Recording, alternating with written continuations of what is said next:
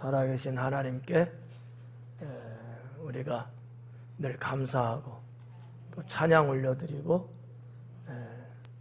주님만을 의지하고 살아갈 수 있는 우리 모두가 되기를 축원합니다.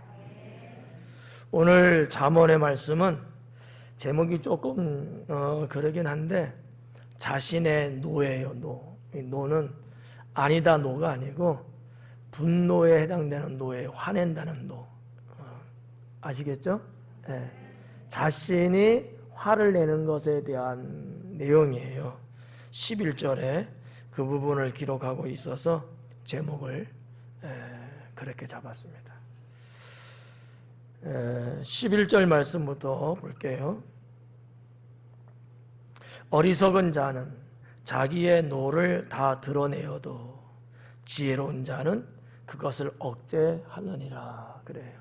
이 어리석은 자와 지혜로운 자, 이 두 유형의 사람을 대조하고 있어요. 그리고 비교하고 있는 거죠. 확연하게 지금 드러나죠. 어리석은 사람은 어떻게 하는지, 지혜로운 사람은 어떻게 하는지. 여러분은 어디에 해당된다고 봐요? 아유, 그렇겠죠.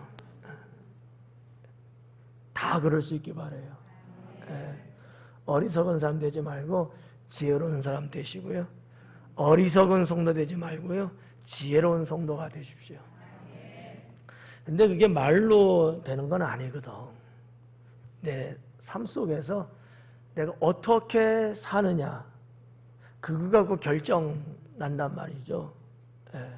그러니까 내가 아무리 나는 지혜로운 사람이야라고 빵빠레를 울려도 사람들이 볼 때에 그렇지 않으면 이해를 안 해주죠. 또 인정도 안 해주겠죠. 그러니까 내가 뭐 지혜롭다라고 말하는 것도 중요하지만 더 중요한 건 뭐예요? 내가 그러한 삶을 보이며 사는 거라는 거죠. 자, 그러면 우리 한번 11절에 뭐가 어리석은 사람이라고 말씀하고 있는가? 여기 보니까 자기의 노를 다 드러낸다는 거예요. 자신의 노를 다 드러낸대. 다 끄집어낸다는 거예요. 좀 원어적으로 말하면 다 끄집어낸대. 여러분 이렇게 하천 같은 데 보면 그냥 겉으로 이렇게 볼 때는 어때요? 깨끗한 것 같잖아요. 근데 들어가서 막 휘저으면 어때요? 밑에 깔아앉아 있는 여러 가지 잡다한 이런 것들이 막 일어나죠. 그 다음부터는 그 물이 깨끗해 보여요? 더러워 보여요? 더러워 보이죠. 그런 거예요. 의미가 내 속에 있는 거를 다 끄집어낸다는 거예요. 누가? 뭐로? 화를 내는 게 그렇다는 거지. 사람들마다 화가 없는 사람은 없을 겁니다. 또 이렇게 쫙 깔아앉아 있는 침전물처럼 뭔가 이렇게 보이진 않지만 어딘가 쫙 깔아앉아 있단 말이죠. 근데 이거를 좀 드러내지 않고 살면은 좋죠. 사람마다 깔려 있는 게 없는 사람은 없다는 거지. 저도 있고 여러분도 있어요. 나 건들지 마라. 건들면 치밀어 오르니까 이런 거 있잖아. 그냥 놔두면은 아유 말도 그냥 얼마나 고분고분하고 얼마나 상냥하고 좋은지 몰라요. 근데 염장 질러버리면 다 드러난다니까. 그게 누구한테 가겠어요? 나한테 와갖고 찝쩍대고 막 못살게 하고 그냥 그 사람한테 다 퍼붓는 거지 뭐. 그렇죠?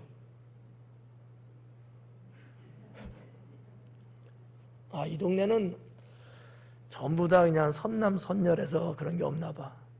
근데 저는 있어. 내 안에 더러운 죄성 막 이런 것들이 쫙 깔려 있어요. 그러니까 목살을 건들면 내가 다 토해버릴 거야 그냥. 그러니까 이 말씀의 그 원어적인 의미는 그렇다는 거예요. 다 드러낸다는 거야. 여기 그렇게 기록했어요. 어리석은 자는 자기의 노를 다 드러낸대. 자신의 노를, 자신의 화나고 있는 이런 것들을 다 끄집어낸다는 거지. 좋을 리가 없죠. 본인도 안 좋고요. 그 사람 주변에 있는 사람들도 좋을 리가 없어요. 예. 여러분 알고 있는 상식 중에 자, 전신주가 있습니다. 전신탑이 있어요. 그죠? 전신주하고 전신탑은 좀 개념이 다르죠? 여러분 동네에 서 있는 건 전신주야. 근데 저기 막 산으로 막 넘어가는 거 있잖아요. 철탑. 그건 탑이야. 이 전선이 지나가면서 전자파를 발생하거든요. 전신주 쪽에서 많이 나올까요? 전신탑에서 많이 나올까요? 그래서 탑이 좋아. 탑이잖아, 탑. 영향을 받아야 안 받아요? 받는다고요. 이 화나는 것이 밑에 쫙 깔려 있어. 화가 안 나는 상태야. 근데 언제든지 화가 날 수 있어. 이거를 다 끄집어내면 그렇게 화를 내는 나도 치사율이 높아.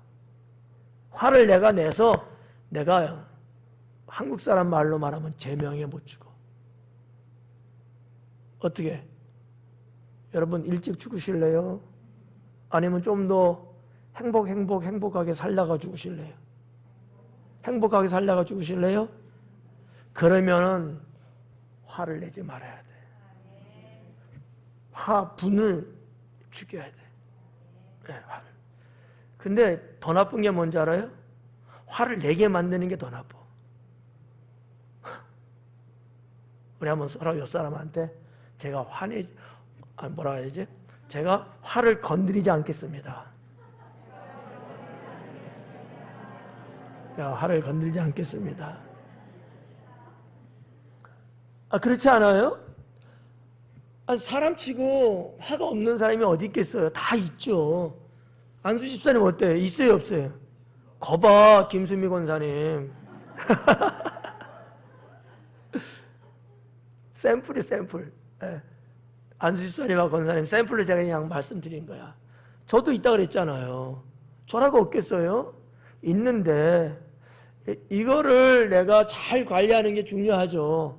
그런데 주변 사람들이 그런 나를 자꾸 찝쩍거리고 자꾸 들이받고 화를 내게끔 만드는 거는 제 생각이에요. 그 사람이 더 나쁘다는 거지. 그 사람이. 아니 화를 내려고 한다 해도 내가 잠재우게끔 하는 게 좋지 않아요? 어때요? 김미진 집사님. 그 맞죠? 역시. 원준이 어떻게 생각해?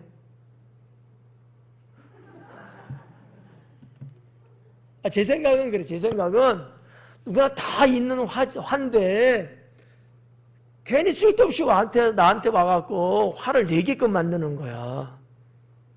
나는 그게 더 나쁘다고 보는 거지. 될 수 있는 데는 내가 건들지 않는 거야. 화평하게 가는 거예요. 화목하게 지내는 거예요. 뭐로 여러분 쑤셔대갖고 그 큰일을 당하냐고. 그러니까 누가 빨리 죽기를 원하면요 자꾸 찔러대요. 그럼 화를 내갖고 일찍 죽을 거야. 왜? 화내는 사람 몸에서 독이 나오거든. 여러분 신경성 위장병 이런 거 있잖아요. 그거 왜 그래요? 화내면 위 얘기 많이 나오는데 내 얘기가 아니고 의사 전문의들 하는 얘기예요. 그 위벽을 깎아 먹잖아. 위염이 생기잖아. 그 다음에는 뭐가 생겨요? 위암이 생기는 거야. 일찍 죽어야 돼. 그러니까 일찍 죽이고 싶으면 물에다가 독약 타지는 말고 화를 내게끔 만들어버리는 거야. 괜찮아요? 아니야? 산지가 아니래. 예. 이 11절 말씀을 보면서 자 근데 아무튼 어리석은 자는 화내는 거를 노를 막 일으킨다는 거지. 어리석은 사람 안 되려면요 이걸 안 해야 되는 거야. 이걸 안 해야 돼. 그러려면 어떻게 해야 돼요? 억제를 해야 되겠지. 그게 지혜로운 자라고 11절은 말하고 있는 거죠. 그러니까 어리석은 사람 정리할게요. 어리석은 사람은 자기 안에 있는 화를 들춰내는 사람이고, 지혜로운 사람은 그 화를 억제하는 사람이다라는 거죠. 다스리는 사람이다, 이런 말씀이 있는 거죠. 자, 여러분은 어리석은 사람, 지혜로운 사람 둘 중에 하나 선택, 뭐죠? 그러면 어떻게 하는 거예요? 화를 다스릴 줄 알아야 된다는 거지. 화를 다스릴 줄 알아야 된다는 거지. 이게 이제 말같이 쉽지는 않습니다. 예. 말같이 쉽지는 않지만 건강하게 장수하려면 그렇게 하는 게 좋아. 일찍 누구를 죽이고 싶으면 빨리 화내게 만들면 돼. 아셨죠? 누구 죽일 사람 있어요? 명단 제출하세요. 예. 그런 사람은 없겠지. 그런데 나도 모르게 내가 그렇게 살고 있는 모습도 있더라는 얘기입니다. 내가 화내는 것도 나쁘지만 누군가를 화내게끔 만드는 것도 나쁘다. 그러면 서로 이해하고 토닥거리고 용서하고 품어줘야 되겠죠. 이 말씀 싫어요? 괜찮아요? 네. 저는 이렇게 생각해. 저는 살면서 안 들어도 상관없어요. 그냥 제가 그냥 있었던 얘기 하는 거니까. 누군가 저하고 이렇게 상대하는 분이 있잖아요. 뭐 애든 어른이든 저 사모님 저 뒤에 앉아 계시네. 부인이 되든 누가 되든 간에 뭔가 이렇게 하면요, 화를 내지 않게끔 저는 좀 피하려고 하는 그런 좀 스타일이에요. 가급적이면. 화를 내게 해서 내가 좋은 거를 얻어본 경험이 없어. 결국 다 나한테 오더라고. 저의 경험상 그래요. 그래서 깨달았어요. 가급적이면 다 맞춰준다는 거지. 죄 짓고 막 이상한 짓 하고 이런 거 아니고, 하나님 영광 가리고 이런 거 아니면, 하나님을 믿는 이 신앙의 영성, 거룩함을 추구하는 이런 것에 반한 것이 아니면, 나는 그냥 다 맞춰준다는 거지. 근데 만약에 신앙적으로나 등등 이런 거는 정중하게 그건 아니야. 거부해요. 그거 아니면 그냥 쉬운 말로 말하면 좋은 게 좋은 거야.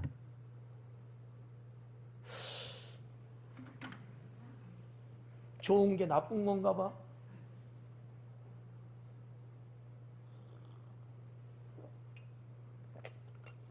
여러분은 어떻게 사셔요? 좋은 게 좋은 거로 그런 스타일로 스마일하게 사셔요? 아니면 안 돼! 막 이러면서 죽어도 안 돼! 내 눈에 흙 들어가기 전에는 뭐 이런 식으로 사세요? 그것도 저것도 아니죠? 그게 여러분의 스타일이니까. 그것도 저것도 아니지. 근데 혹시나 용서하고 들으십시오. 혹시나 강대강으로 좀 이렇게 가는 좀 스타일이라면 이참에 한번 바꿔보시는 건 어때요? 그것도 아니고 또. 위층은 어때요? 아멘이래. 아멘이래. 내가 성강이하고 김성강 권찰님하고 이렇게 대화를 해본 적이 있어. 괜찮은지 모르겠네. 나쁜 건 아니니까. 총각에서 이제 결혼해서 이제 다원이도 있고 가정을 이제 꾸렸잖아요.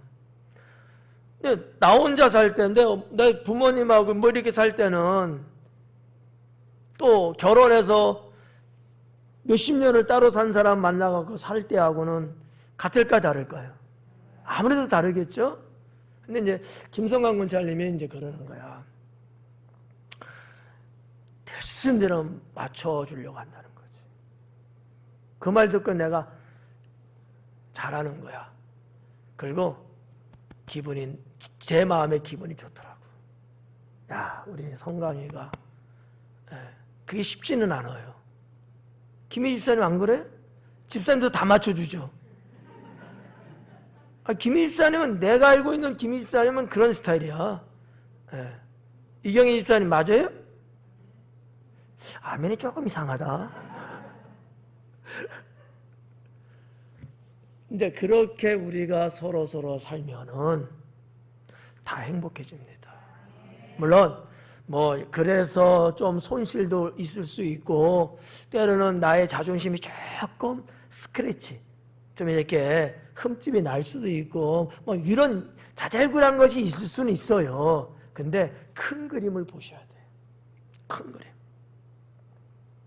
그러지 않음으로 인해서 가정의 화평이 깨진다거나, 분위기가 삭막해진다거나, 교회든 직장이든 어디든 간에, 그것보다는 좀 크게 보시고 그냥 맞춰주고, 화내지 않도록 그렇게 하는 게 좋은 것 같은데, 정중하게 권면할게요. 정중하게. 한번 해보세요. 그렇게 사시는 분들도 여기 많이 계시겠지만, 혹시나 그러지 않았다면은 한번 해보세요. 아셨죠? 넘어갈게요. 끝이 안 날 것 같아. 11절에서 어리석은 자는 자기의 노를 다 드러내어도, 지혜로운 자는 그것을 억제하느니라. 12절에 관원이 거짓말을 들으면 그의 하인들은 다 악하게 되느니라. 그래요.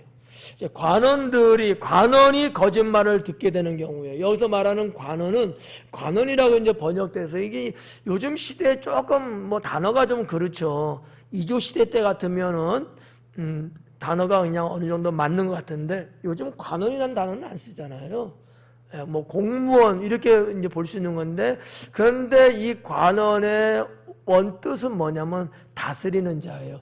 통치자를 말하는 거거든요. 이해가요?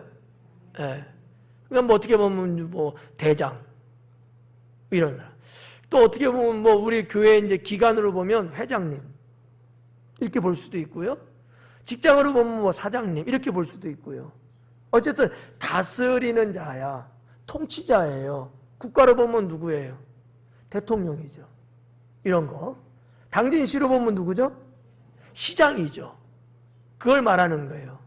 그런 통치자는, 자, 봐봐요. 거짓말을 들으면, 그래. 제가 만약에 통치자라고 했을 때, 제가 누군가 하는 말인데 거짓말을 제가 듣게 된 거예요. 제가 거짓말을 들은 거야. 진실이 아니고 없는 거짓말을 제가 듣게 돼서, 누구한테서.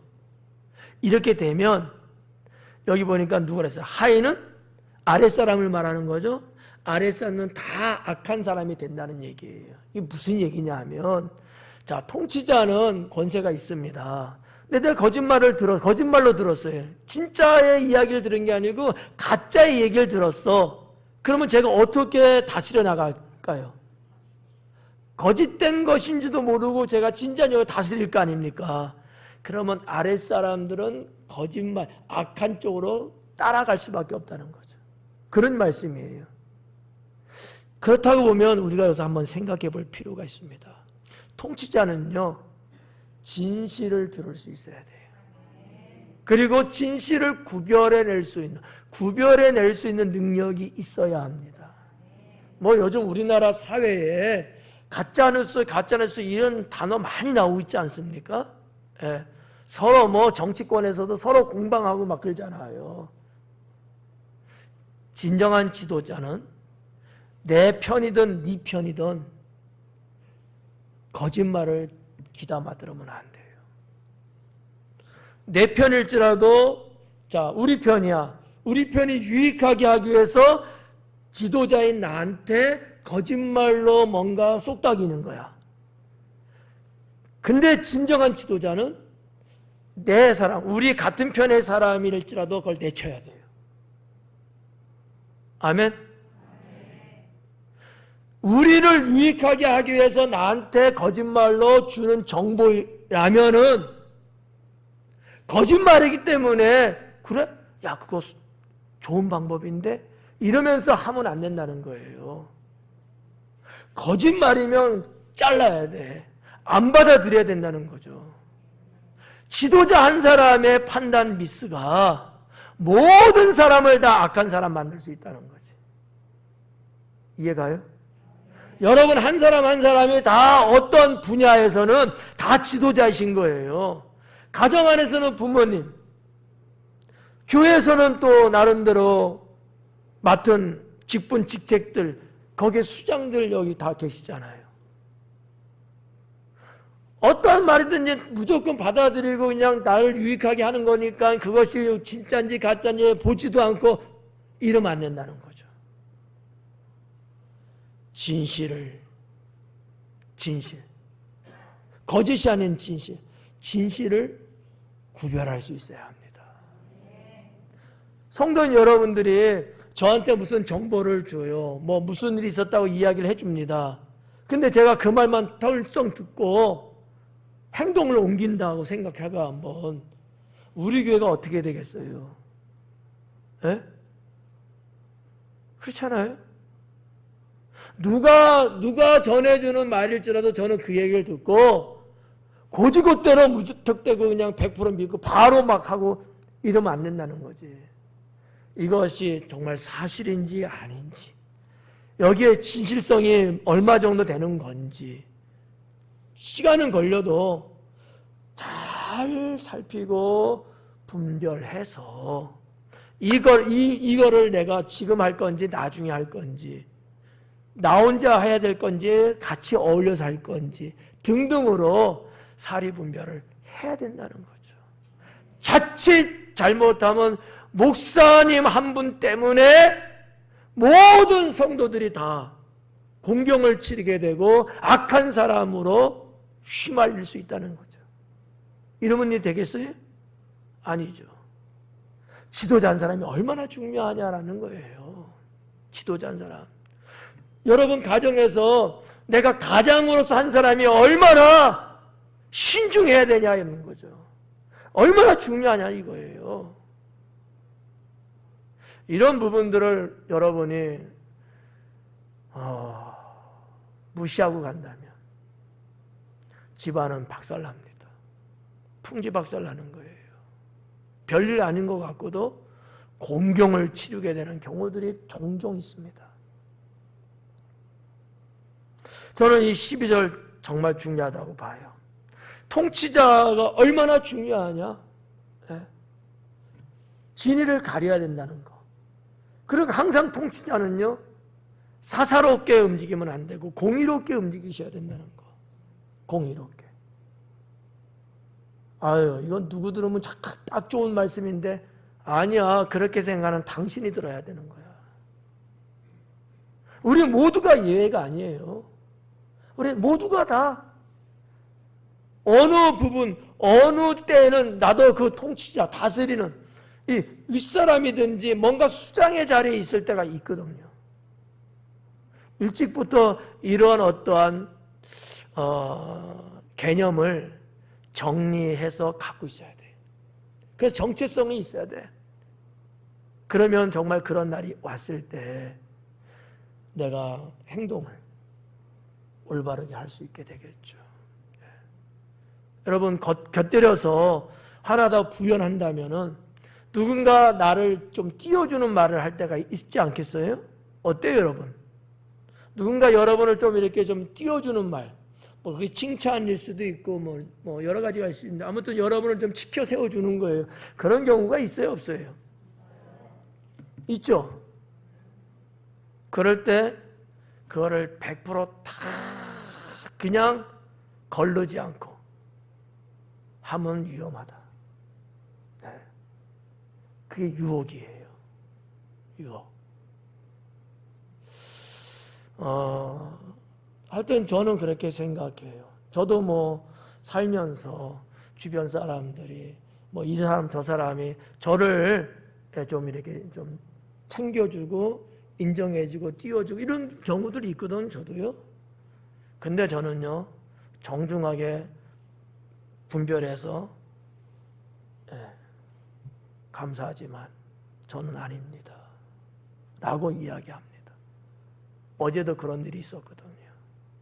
이 설교 내용 강의하라고 그 일이 생겼는지는 모르지만 교단의 어느 목사님이 통화를 하면서 그런 얘기를 하시는데 뭐 고맙죠. 저를 그렇게 인정해 주시니까 고마운데 저는 아닙니다. 저는 아닙니다 하고 거절했어요. 근데 만약에 제가 그래요? 그래야죠. 그리고 낼 놈 받아먹고 그냥 100m 한 5초에 막 뛰어가듯이 웃지도 않아. 얼마나 심각한지 몰라. 눈동자들이 독사의 눈처럼 막 이렇게 얼마나 집중을 하고 계신지 몰라. 너무 썰렁해. 100m를 5초에 뛴다는데도 막 이래. 그럴 땐 빵 터져야지.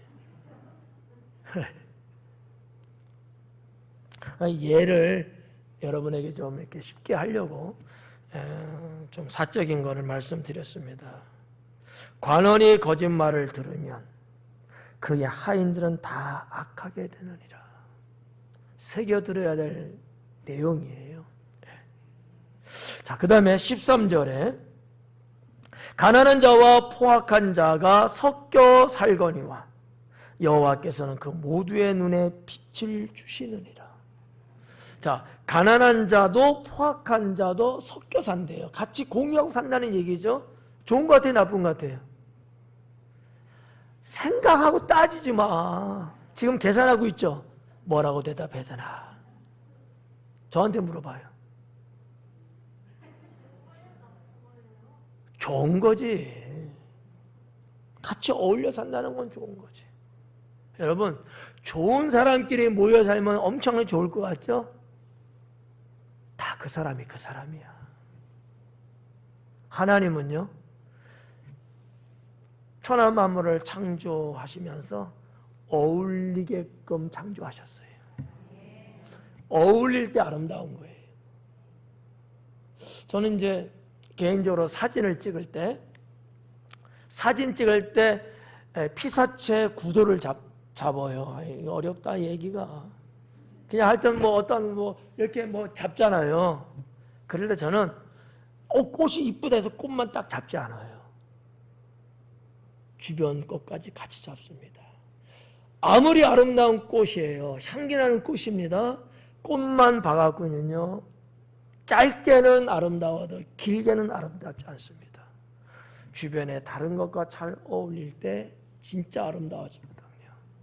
저는 피사체를 그렇게 잡아요. 그래서 물도 잡고 나무 숲도 잡고 하늘도 잡고 거기에 이제 주인공 되는 누구도 같이 잡고 이런 식으로. 근데 그 풍경이 정말 멋있다는 거죠. 뭐 공감 안 해도 상관없어요. 하나님이 여기 지금 가난한 자와 포악한 자가 나왔어요. 사실 어떻게 보면 위험하지 않아? 야, 그러다가 큰일 나겠어. 이럴 수도 있는 상황은 맞아요. 이것 때문에 좀 부정적으로 볼 수도 있어요. 그러나 이 말씀의 뜻을 아시면 그렇지 않다는 거죠. 여러분은 포악한 자에 속합니까? 가난한 자에 속합니까? 가난한 자에? 정말? 포악한 자는 아무도 없어요? 없네. 좋지 뭐. 없으니까. 근데 이제 잘 들어봐요. 이 13절 말씀의 진짜 의미가 뭘까? 이런 거예요. 간단하게 말씀드릴게요. 포악한 자, 가난한 자 이 단어만 딱 보면은요, 혼란스러울 수 있어. 혼돈이 될 수 있어요. 하나님이 어디다 초점을 맞췄을까? 포악한 자는요, 힘 있는 사람이에요. 권력 있는 사람이에요. 그죠? 그렇다고 좀 해봐.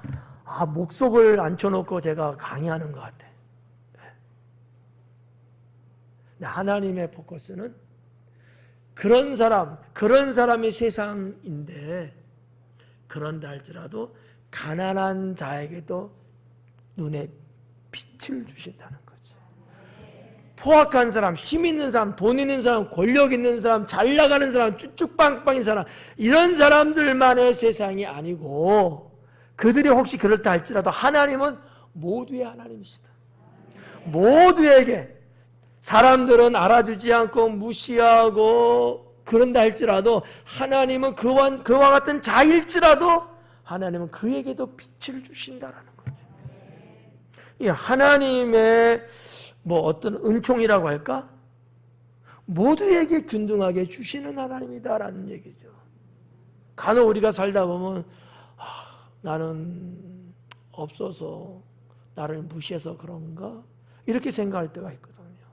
하나님도 그러시는 거야? 하면서 괜히 깔아앉을 수도 있어요. 하나님은 그런 하나님 아니에요. 하나님은 모두의 하나님이신 거예요. 모두의 하나님.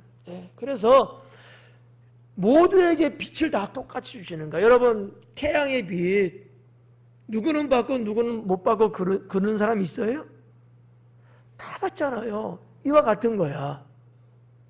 하나님이 어떤 분이신가를 여기서 지금 말씀해 주고, 상대적으로 어떠한 목적, 어떠한 메시지가 있냐 하면, 너희가 가난할지라도 하나님은 너희도 빛을 주시는 분이다. 그럼 걱정해도 돼, 안 해도 돼요? 안 해도 된다는 거죠. 안 해도 되는 거예요. 사람은 가려가면서 따져가면서 상대를 해주지만 하나님은 그런 분이 아니다라는 거죠. 그래서 하나님이 좋은 거예요. 하나님이 13절에서 그거를 말씀하고 있습니다. 여기 가난한 자와 포악한 자 섞여 산다. 그러나 여호와께서는 그 모두의 눈에 빛을 주시느니라. 하나님의 은총이 무엇인가를 깨닫게 하는 말씀이다라고 보시면 되고요. 두 번째 말씀드리고 싶은 것은 하나님 앞에서의 영혼은, 하나님 앞에서의 생명은 동등하다. 똑같다는 거예요. 저의 영혼의 가치와 저기 있는 사람의 영혼의 가치가 다르지 않다는 거야. 하나님은 똑같이 귀하게 여기신다는 거지. 사람들은 그러지 않을지라도 우리가 믿는 하나님은 그런 하나님이시다라는 거죠. 그래서 주눅들 필요가 없어요. 그래서 괜히 혼자 스스로 머리 싸매고 끙끙끙끙 알 필요 없다는 거야. 하나님은 우리의 모든 것을 다 알고 보고 계시는 분. 그분 앞에 내가 아뢰으면, 기도하면 그분은 누구에게 그런 것처럼 그런 나에게도 빛을 주시고, 여러분 여기 봐봐요. 눈에 빛을 주신대잖아. 여러분의 눈동자에 밝은 빛을 주신다는 거야. 이 무슨 얘기냐면 상당히 좀 관용어적인 표현인데, 눈에 빛이 들어, 여기 좀 빛이 딱 오니까 환하게 볼 수 있잖아요. 이런 어떤 주님의 은총, 세상을 힘들게 살지 않도록 하시는 하나님의 은총을 언급하고 있는 내용이다라고 하는 거죠.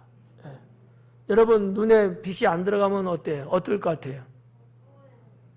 그런 사람은 누구예요? 맹인이죠. 빛을 아무리 줘도 눈에 빛이 안 들어가잖아. 여러분에는 빛이 비춰지잖아. 그래서 사물을 보는 거 아니겠어요?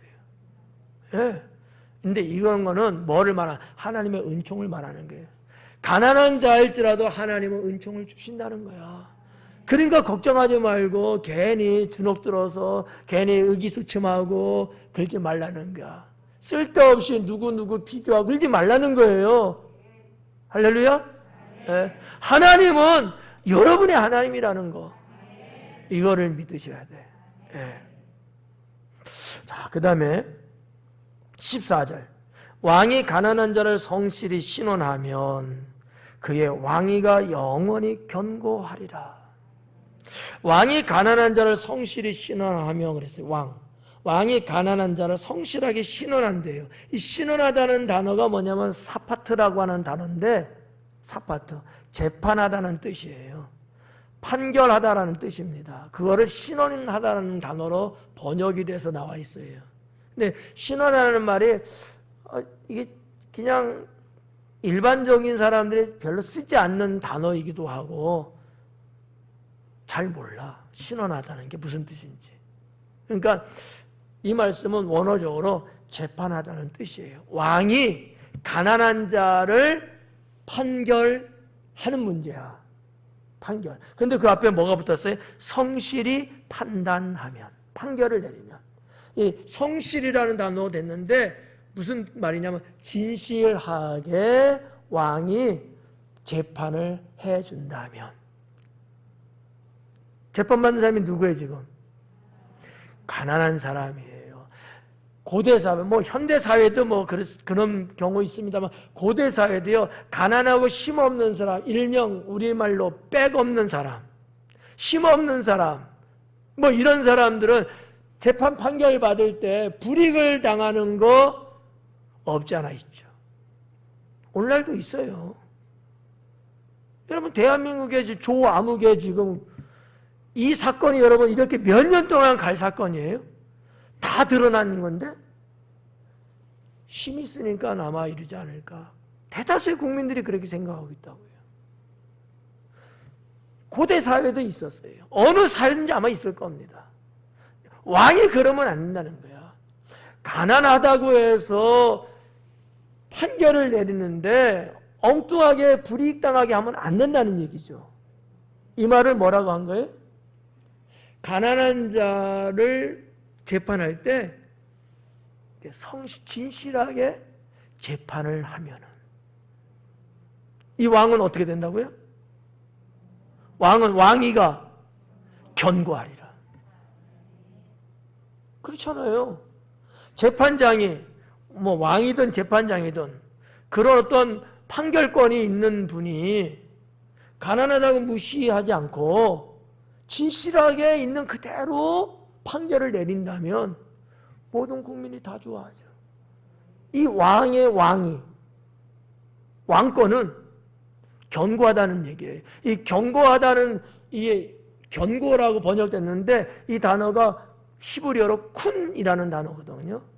확립하다는 얘기예요. 어느 한 왕의 국가를 세울 때 확립하다는 그런 의미가 있는 단어예요. 쿤이라는 단어가. 근데 지금 현재도 왕이야. 가난한 사람이라고 무시하지 않고 진실하게 사실 그대로 재판을 한 거예요. 그러면 이 왕은 왕권이 견고하게 쓰는 거지. 왕이 국민들이 좋아하니까 그런 말씀이에요. 자, 그렇다고 봤을 때 뭐 여러 층하에 있는 사람들 다 해당되겠습니다만 우리들도 마찬가지예요. 꼭 무슨 뭐 왕이 아니고 재판장이 아니지만 때로는 이렇게 서로 이야기하다 보면 뭔가 판단하고 이럴 때 있잖아요. 그럴 때 여러분 한쪽에 치우치면 안 된다는 거야.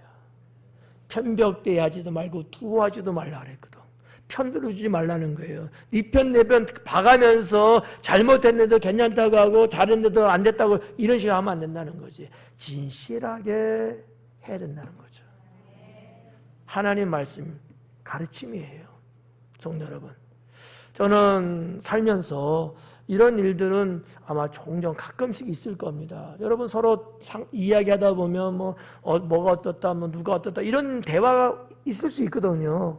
그럴 때 아는 사람이라고 해서 뭐 팔은 안으로 굽는다고 해갖고 이렇게 하면 안 된다는 거지. 진실하게. 그렇다고 해서 가난하다고 심없다고 해서 잘못했는데도 편들어주고 이것도 안 되는 거예요.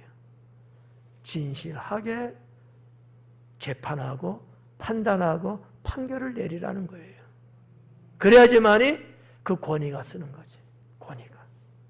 부모님도 마찬가지예요. 여러분 잘 들어야 돼요. 집안 안에서 부모님이 제일 위험한 게 뭔지 알아요? 자식에 대한 편애입니다. 편애 아시죠? 편애 때문에 망한 집안이 성경에 있잖아. 이삭과 리브가. 부모님들이 잘못되는 경우가 있어요. 똑같은 자식인데 편애야. 누구는 좀 더, 누구는 좀 덜, 이런 식으로. 위험하다는 거죠. 여러분 자녀잖아. 그러니까 이런 거. 그러니까 누구나 다 해당될 수 있는 말씀이라는 얘기입니다. 저도 그렇고 여러분들도 그렇고 다 해당돼요. 그럴 때 우리는 감정이나 사적인데 끌리지 말고 진실하게 사실을 근거로 해서 판단하고 판결을 내려야 된다라는 거. 오늘 이렇게 봤습니다. 14절 마지막을 마무리하면서 영원히 견고하리라 이렇게 확립한다는 뜻이라고 제가 말씀드렸잖아요. 이제 왕이 이렇게 가면, 여러분들이 이렇게 살면 하나님께서 여러분에게 통치하시는, 여러분의 권위가 무너지지 않도록 하나님이 붙잡아 주시는 이러한 축복이 있음을 믿을 수 있기 바랍니다. 기도하겠습니다.